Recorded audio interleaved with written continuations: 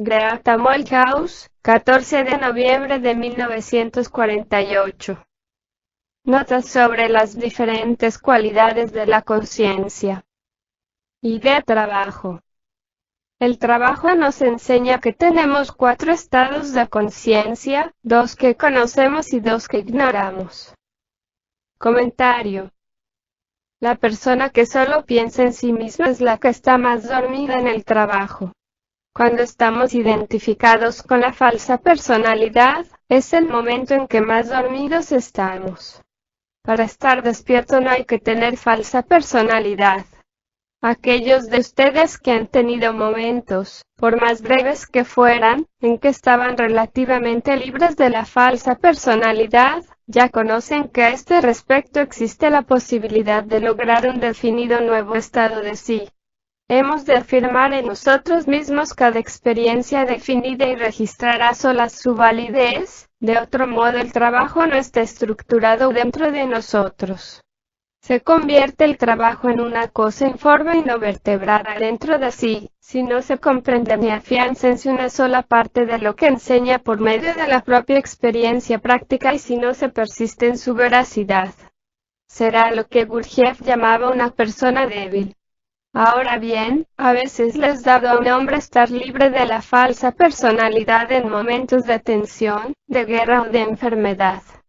Entonces sabe, o debería saber, que otro estado de sí está a su disposición. Lo ha visto por sí mismo. Conociéndolo, afirmándoselo a sí mismo en profundidad, verifica el trabajo. Así hace que el trabajo sea real para sí mismo, es decir, que lo ayude, le transmita fuerza.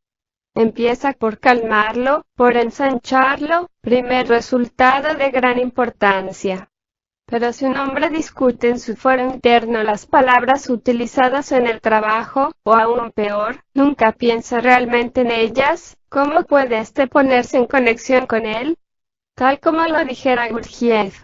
No presten atención a las palabras, traten de oír internamente el significado. Una de las razones por las cuales no establecemos el trabajo en nosotros mismos es que solo pensamos en nuestra persona, sí, en todo momento. Esta es la consideración interna. La falsa personalidad solo se preocupa por sí misma y la fascina siempre la manera de ser tratada. Cuando estamos identificados con ella es el momento en que estamos más dormidos. No cuesta ver el porqué. Todas las emociones se convierten en falsa personalidad. Ahora bien, pensar en el trabajo significa abandonar la falsa personalidad. Pero la falsa personalidad aborrece el trabajo porque éste con el tiempo terminará por destruirla. Todo acto de recuerdo de sí debilita la falsa personalidad. En el tercer nivel de conciencia, la falsa personalidad no puede respirar, no puede existir. Vive en el segundo nivel de conciencia, el así llamado estado de vigilia. Así nos dicen que nuestro actual nivel de conciencia no puede cambiar. Somos arrastrados por la vida, por la adulación, por las encantadoras sonrisas falsas, por los adornos y las maneras convencionales, por forjarnos imágenes de nosotros mismos y todo lo demás. Enumerar otra vez todo lo que pertenece a la falsa personalidad y sus infinitas manifestaciones es una tarea excesivamente tediosa.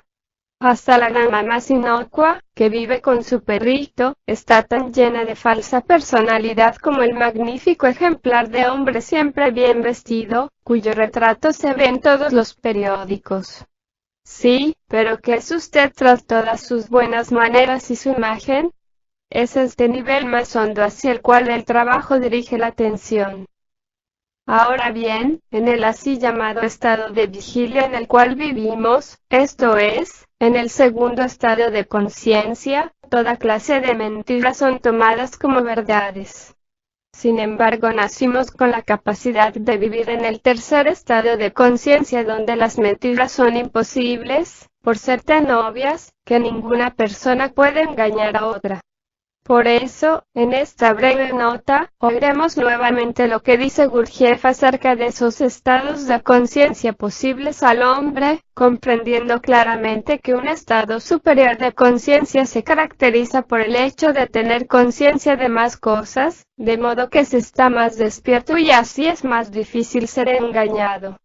Ser más consciente, llegar a estar más despierto, significa que se goza de más luz, y así se percibe más, mental y emocionalmente. Basta reparar en lo que dice Gurdjieff a continuación. Hemos nacido dotados del derecho de vivir en el tercer estado de conciencia. El hombre puede conocer 4 estados de conciencia.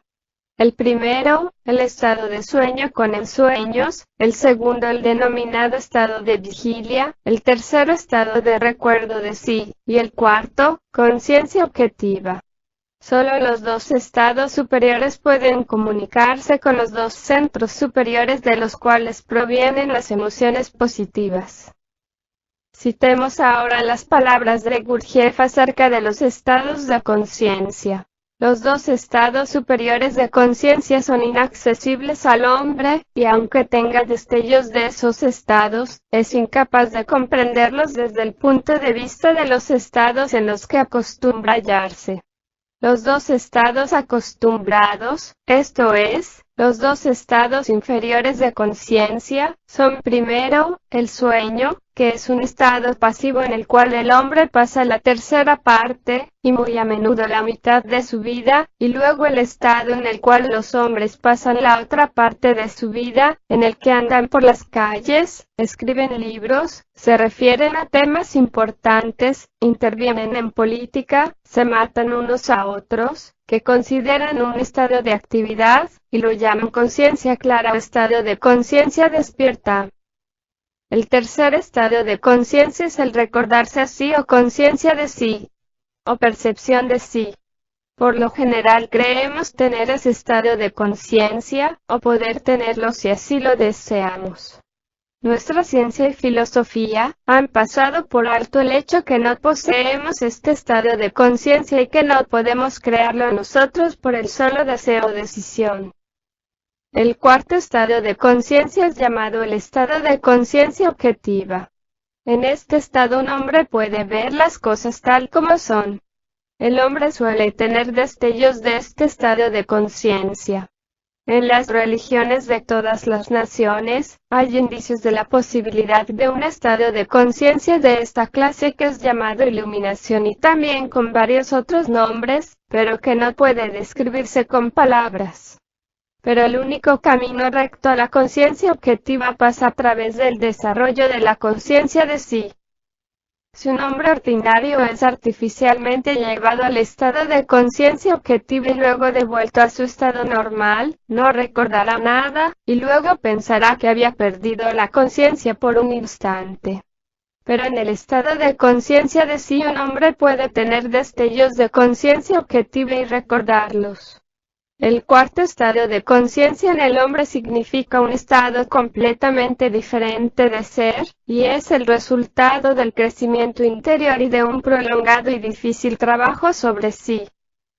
Pero el tercer estado de conciencia constituye el derecho natural del hombre tal como es, y si un hombre no lo posee, se debe únicamente a las condiciones equivocadas de su vida.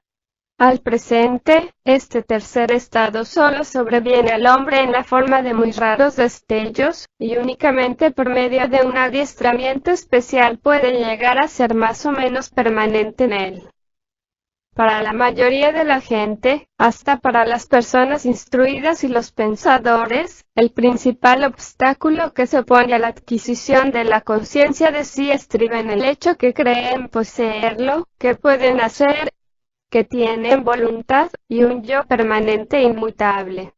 Es evidente que un hombre no se interesará si se le dice que puede adquirir por un largo y arduo trabajo algo que según su parecer ya posee. Por lo contrario, creerá que la persona que se lo dice está loca o que quiere engañarlo con la idea de lograr un beneficio personal. Los 2 estados superiores de conciencia están en conexión con el funcionamiento de los 2 centros superiores en el hombre.